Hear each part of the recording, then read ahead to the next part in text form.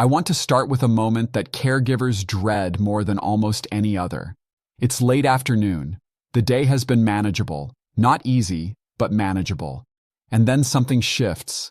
The person you're caring for becomes restless, then agitated, then upset in a way that seems to come from nowhere, directed at nothing specific, or directed at you. The evening that follows drains something deeper than just your energy. If you know that pattern, if you've started watching the clock with low-grade dread as the afternoon light begins to change, I want you to know something before we go any further. What you're experiencing has a name. It has a documented biological basis, and it has specific research-informed strategies that can meaningfully reduce its frequency and intensity.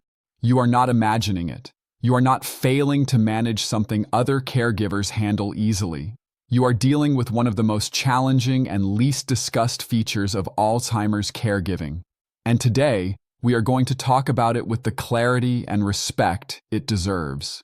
The National Institute on Aging's guidance on agitation, aggression, and sundowning in Alzheimer's disease contains something that I think most caregivers have never been told clearly.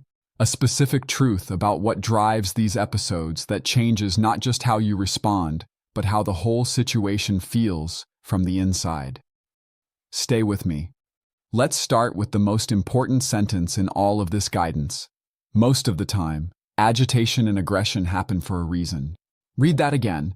Most of the time, there is a reason, not just the disease progressing in some vague, unaddressable way, an actual, specific, often identifiable reason, one that, when you find it, gives you a real lever to work with. This is where most caregivers get it wrong. They observe the agitation, attribute it entirely to Alzheimer's advancing, and move into damage control mode, managing the behavior after it erupts rather than investigating what triggered it. And in doing that, they miss an opportunity to address something that might actually be treatable. The NIA's list of causes is worth knowing in detail. Pain, which the person may be completely unable to communicate verbally. Depression or stress, too little rest or sleep, constipation, a sudden change in a familiar place, routine, or person, a feeling of loss. The NIA specifically mentions missing the freedom to drive, which is a profound identity loss that often goes unacknowledged. Too much noise or stimulation, being pushed to do something the disease has made impossible, like remembering a person's name or completing a task independently. Loneliness and insufficient social contact, and certain medications or interactions between medications. Every item on that list is either directly treatable or directly addressable through environmental and relational changes. This next detail changes everything about how you approach a difficult episode. Before responding to agitation as a behavior to be managed, ask what might be causing it. Is the person in pain? Are they overtired? Have you inadvertently asked them to do something the disease has made impossible? Has the environment become too noisy or crowded? Have they been alone for too long? Have there been recent medication changes? Running through that checklist mentally, before escalating into management mode, will often reveal something you can actually address, and addressing the cause produces a different outcome than managing the symptom. Let's talk about the environment specifically, because this is one of the most underestimated drivers of agitation, and one of the most controllable. The NIA's guidance recommends reducing noise and clutter, playing soothing music, keeping familiar objects and photographs visible, and letting in natural light during the day. These are not decorative suggestions. They are direct interventions on the neurological state of a person whose brain is already overwhelmed and under-resourced. A loud television, multiple conversations happening simultaneously, a cluttered, visually complex space. For a brain working as hard as an Alzheimer's-affected brain is working just to navigate ordinary experience, these aren't mild irritants. They are significant cognitive stressors that push an already strained system toward agitation and behavioral dysregulation, reducing that environmental load, making the space quieter, simpler, more familiar, better lit, reduces the conditions that produce agitation. You are working upstream of the behavior rather than downstream of it. And working upstream is always more effective and less exhausting than working downstream. The NIA also includes something in this guidance that most people would miss. It says, Slow down and try to relax if you think your own worries may be causing concern. That instruction is pointed directly at you. Because a person with Alzheimer's, even with significant cognitive impairment, remains exquisitely sensitive to the emotional state of the people around them. Your anxiety communicates, your tension communicates, your hurried, stressed energy communicates, even when your words are calm and reassuring. This is not a criticism, it's a clinical observation, and it means that one of the most effective interventions available to you in an agitated moment is to regulate your own nervous system first. Take a breath. Slow your pace. Let your body signal safety rather than urgency. Your calm is contagious in the best possible way. Now let's talk about responding in the moment. Because even with all the prevention strategies in the world, episodes of agitation and aggression will still occur. And knowing how to move through them effectively makes an enormous difference. The foundation is patience and non-confrontation. Speak calmly. Avoid arguing about what's true, about what happened, about what the person is or isn't capable of. Arguing does not de-escalate agitation. It intensifies it, even when you are right, even when the correction would be helpful in a different context. In a moment of agitation, the priority is safety and calm, not accuracy. Reassure the person that they are safe and that you are there to help. This sounds simple. It is not always easy to say with genuine warmth when you are also managing your own stress and fear. But those words, "You are safe, I am here to help," spoken calmly and repeatedly, are among the most effective tools in acute agitation management. Touch, used carefully, can be powerful. A gentle hand on the arm, a calm, slow physical presence. For many people with Alzheimer's, physical reassurance reaches them when words are not fully processing. Read the person's response to touch. Some welcome it, some don't, and adjust accordingly. Distraction and redirection work better than argument in almost every agitated moment. Offer a snack or a warm drink. Suggest a walk. Put on familiar music. Engage with a simple household task together. You are not manipulating or dismissing the person's distress. You are offering an alternative channel for the energy that has nowhere else to go. Let's address physical aggression directly, because this is the dimension of agitation that caregivers are least prepared for and most reluctant to discuss. If the person becomes physically aggressive, trying to hit, throw objects, or hurt someone, your first priority is safety, your safety and theirs. The NIA is clear. Stay at a safe distance until the behavior passes. Do not attempt to physically restrain the person unless there is immediate danger. Restraint almost always escalates aggression and can result in injury to both parties. Create space. Speak calmly from a safe distance. Wait for the episode to subside. Dangerous items, car keys, kitchen knives, any object that could be used to cause harm, should already be secured before you are in this situation. If they aren't yet, that is the most important safety change to make today, before another episode occurs. If aggressive behavior is worsening or becoming more frequent, tell the person's doctor. There are medications that can help manage severe agitation and aggression, and the decision about whether and when to use them should be made in partnership with the clinical team, with full understanding of the risks and benefits. This is not a failure of caregiving. It is the appropriate use of medical resources when behavioral strategies are insufficient. In a genuine emergency, call 911. And when you do, tell the dispatcher immediately that your loved one has dementia. This context is important. It prepares the responding officers for what they will encounter and significantly affects how they interact with the person. Now we arrive at the section of today's video that I want you to stay for. Because everything I've covered so far, the causes, the environmental strategies, the in-the-moment responses, is valuable. But sundowning is its own specific phenomenon with its own specific biology. And understanding it clearly gives you a different kind of leverage. Sundowning is the pattern of increased restlessness, agitation, irritability, and confusion that occurs specifically in the late afternoon and early evening hours, as daylight fades. It's not random. It's not unpredictable in its timing.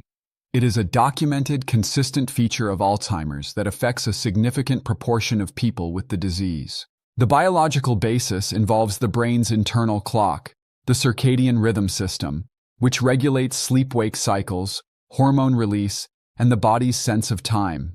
In Alzheimer's, this system is damaged. The brain's ability to track the rhythm of the day, to know that evening is coming, and to prepare the body and mind accordingly, becomes unreliable. The result is a kind of internal disorientation that intensifies as natural light decreases. Fatigue compounds this significantly. A person who is overtired by late afternoon has fewer cognitive and emotional resources available to manage the disorientation that sundowning brings, which means the tired person sundowns harder, more intensely, more distressingly. This is why doctors rarely explain this clearly enough. Sundowning is not simply the disease being worse at night. It is a specific failure of the brain's light-dependent regulatory systems, one that responds to specific targeted interventions. Here are the interventions that the NIA's guidance specifically supports for sundowning prevention. The first and most fundamental is consistent daily routine, the same wake time, meal times, activity times, bedtime, every single day. Routine compensates for the damaged internal clock by providing an external structure that the brain can follow even when its own timekeeping is unreliable. This is not a small thing. It is one of the most powerful sundowning interventions available. Daily sunlight exposure is specifically recommended. Arrange for the person to spend time outside or sit by a bright window each day. Natural light is the primary regulator of the circadian rhythm. In a brain whose internal clock is damaged, external light becomes even more important as a timing signal. Morning sunlight is particularly valuable. It sets the rhythm for the rest of the day. Physical activity during the day reduces the afternoon and evening restlessness that sundowning amplifies. Not excessive activity. The NIA cautions against planning too many activities, which can create its own fatigue and overstimulation. But consistent, moderate daily movement gives the body's energy system a healthy outlet and supports better sleep architecture at night. Afternoon and evening caffeine and alcohol need to be eliminated. Both disrupt sleep quality and can worsen late-day agitation. This includes the seemingly innocuous afternoon coffee that has been part of a lifetime routine. The biological reality of Alzheimer's makes that routine a contributing factor to the evening difficulty. Tea, decaffeinated options, and other beverages are workable substitutes. Long or late naps need to be discouraged. Daytime sleep, particularly in the late afternoon, disrupts nighttime sleep, which increases fatigue, which worsens sundowning. This creates a cycle that perpetuates itself. Keeping the person active and engaged during afternoon hours, rather than allowing extended napping, is one of the most direct interventions on the sundowning cycle. Let's bring everything together with practical actions. The first is to investigate every agitation episode for a specific cause before attributing it to disease progression.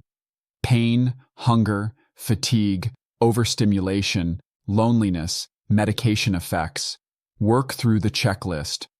Finding an addressable cause even some of the time reduces the overall burden of these episodes meaningfully. The second is to audit and simplify the environment. Reduce noise, reduce clutter, add familiar, comforting objects. Manage the television carefully, particularly in the afternoon and evening hours when sundowning risk is highest.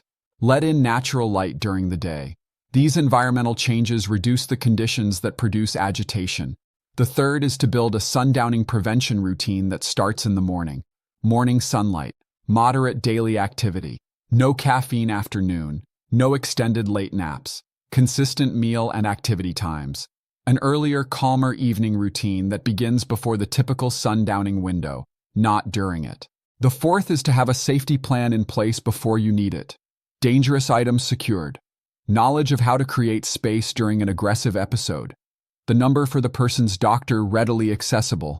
And if you haven't yet discussed with the clinical team whether medication might be appropriate for managing severe agitation, that conversation is worth initiating.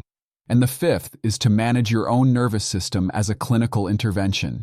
Your calm is one of the most effective tools you have. Regulate yourself first. Breathe. Slow down. Let your body signal safety.